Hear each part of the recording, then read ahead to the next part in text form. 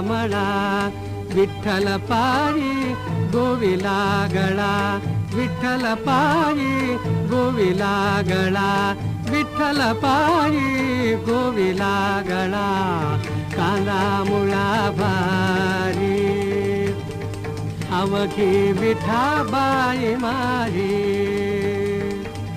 काना मुळा भारी हो.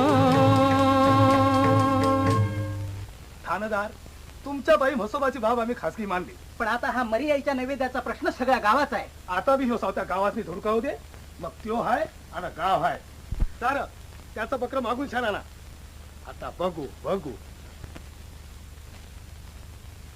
ते खरं, पण बाबानो मुख्या जीवाना बकऱ्याला मारून कसला नैवेद्य करता? अहो पण बकऱ्या नाही तर पैसा तरी नाही नाही, मी पैसे सुद्धा देणार नाही.